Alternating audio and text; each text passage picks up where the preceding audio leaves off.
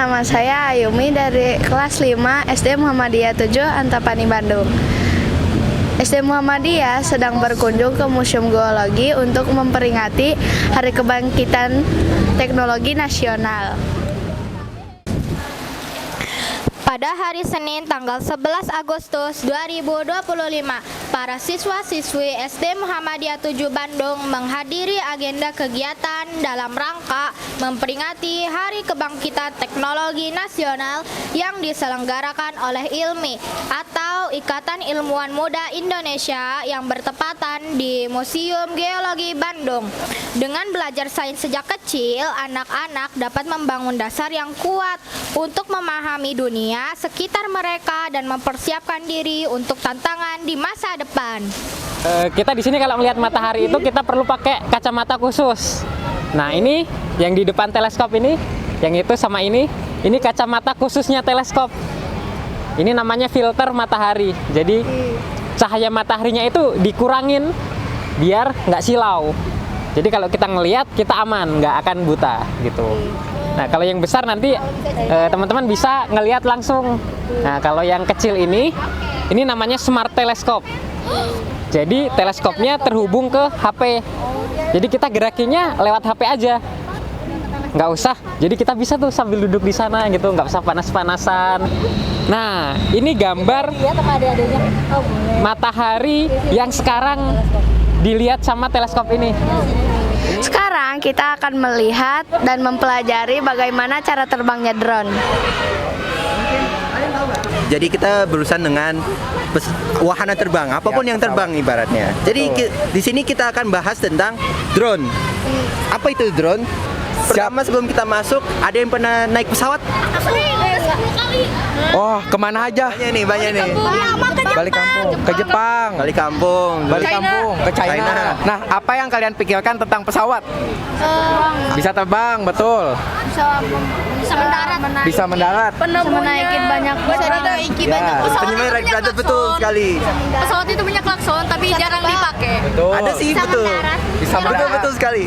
Nah, drone ini bisa dikatakan juga sebagai robot terbang. Soalnya ya more or less ini robot tapi bisa terbang. Pesawat prinsip dasarnya itu pakai gaya untuk terbang. Nah, ada 4 gaya inti untuk pesawat. Yang pertama adalah Gaya gravitasi. Betul. gaya berat. berat betul. Tapi yang paling utama adalah gaya angkat. Gaya angkat lift. Jadi untuk pesawat fixed wing kayak gini, ini namanya fixed wing karena Sayapnya besar. Sayapnya ini Lebar. tetap. Itu gaya angkatnya itu dari sayapnya. Jadi pas pesawatnya terbang melewati udara, itu ada perbedaan tekanan di atas sama di bawah. Jadi pesawatnya didorong ke atas. Tuh.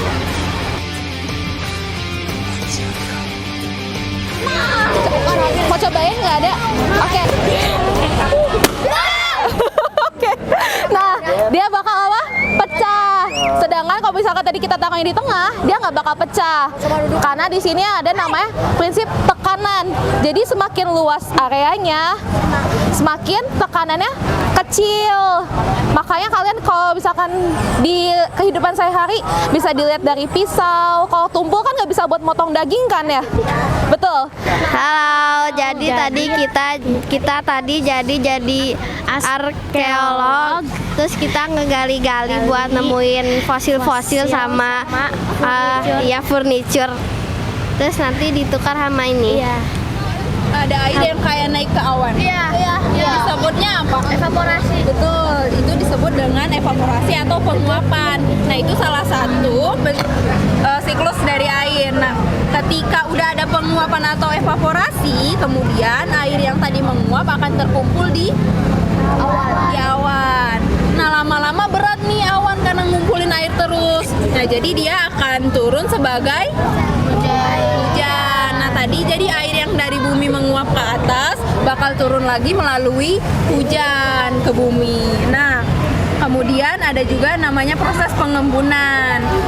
Nah, kalau kita misalnya nih air yang turun dari hujan udah boleh langsung kita minum belum ya? Belum. Nah, ada juga kayak misalnya nyampe ke bumi airnya jadi kotor begini kan. Jadi kita perlu yang namanya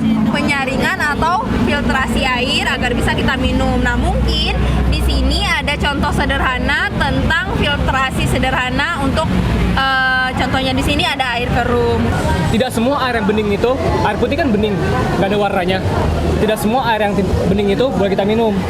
Contohnya, teman-teman tahu cuka? Tahu. Oh, oke. Cuka kan bening. Iya. Nah, boleh nggak diminum?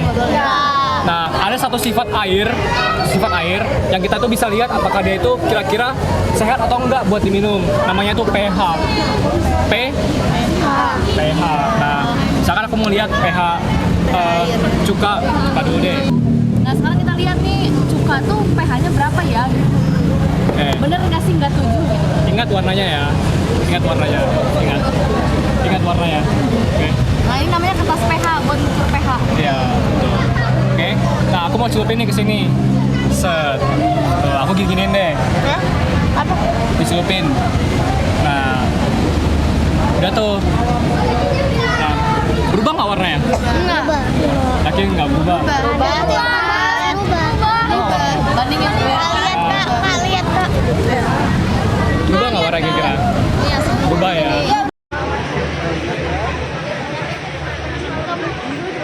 Airnya coba goyang-goyang di.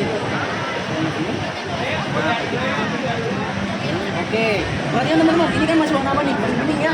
Kita lihat apakah ada perubahan warna. Tuh, digoyang-goyang gitu.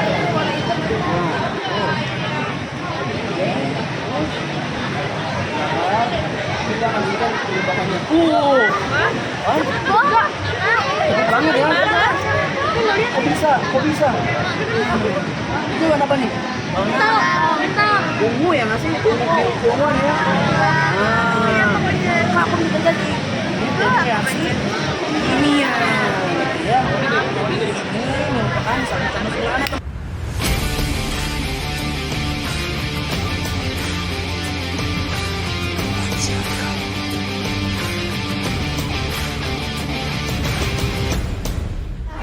Teman-teman, sekarang kita ada di museum berlian yang ada di sini. Teman-teman, kalian tahu nggak batuan metalfort? Batuan yang terbentuk dari batuan asal yang mengalami proses perubahan baik bentuk maupun susunan mineral akibat pengaruh panas tinggi, letakan tinggi atau permukaan kimia, sehingga menjadi batuan yang baru. Temen-temen tahu gak pergerakan kulit bumi? Aku kasih tahu ya. Meski pergeseran kulit bumi diperkirakan hanya sekitar 7 cm atau tahun, namun proses yang telah terjadi selama ratusan juta bahkan miliaran tahun telah mengakibatkan pergerakan kulit bumi mencapai ribuan bahkan puluhan ribu kilometer. Dalam pergerakannya, kulit bumi mengalami perlipatan, patahan, retakan bahkan pengangkatan yang terjadi bersamaan dengan proses erosi. Berdasarkan proses geodinamika tersebut dengan ditunjang berbagai data lain yang telah teruji, maka para ahli geologi berpendapat bahwa bentuk permukaan bumi mengalami perubahan dari waktu ke waktu. Segitu dulu aja ya. Kalian tahu nggak proses terbentuknya batuan Melange? Sini aku kasih tahu. Ketika terjadi tumbukan lempeng samudra dan lempeng benua, kecepatan bergerak lempeng samudra lebih cepat daripada lempeng benua sehingga terjadi pengerukan pada bagian atas lempeng samudra dan bagian bawah lempeng benua. Maka dalam palung tersebut terbentuk aneka batuan asal kerak samudra dan kerak benua. Batuan-batuan tersebut selain tercampur juga terkena tekanan dan temperatur tinggi, tergencet, terlipat, tersesar, sungkupkan, dan terangkat menjadi menjadi kompleks Melange. Teman-teman, kalian tahu gak granit pembawa timah di Bangka Belitung? Aku kasih tahu ya. Timah terdapat di mandala metalogen tertentu, yaitu jalur granit timah Asia Tenggara. Timah primer dijumpai sebagai urat greisen dan tersebar di seminasi. Apabila batuan batuan granit mengandung timah primer ini mengalami pelapukan, erosi, transportasi, dan dilendapkan kembali di suatu tempat, maka timah primer tersebut akan menjadi endapan timah sekunder seperti yang terdapat di Bangka Belitung, Singkep yang diendapkan sejak Miosen akhir sampai sekarang. Segitu dulu aja ya.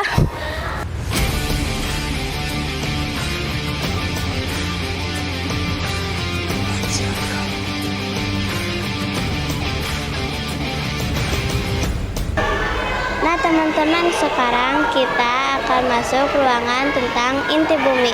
Ada apa aja sih? Yuk masuk.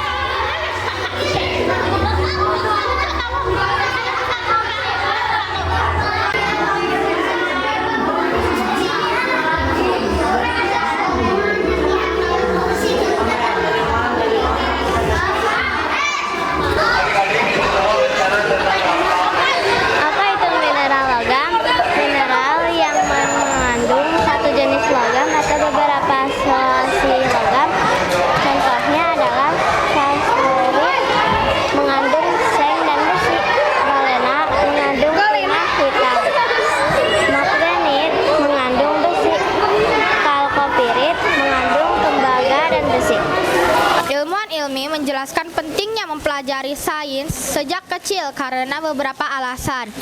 Yang pertama, mengembangkan rasa ingin tahu. Sains membantu anak-anak memahami dunia sekitar mereka dan memuaskan rasa ingin tahu mereka tentang bagaimana sesuatu bekerja. Yang kedua, meningkatkan kemampuan berpikir kritis. Sains mengajarkan anak-anak untuk berpikir logis, menganalisis data, dan membuat kesimpulan berdasarkan bukti. 3. Membangun dasar untuk memahami teknologi. Sains dan teknologi sangat terkait, dan memahami konsep sains dasar dapat membantu anak-anak memahami teknologi yang semakin canggih.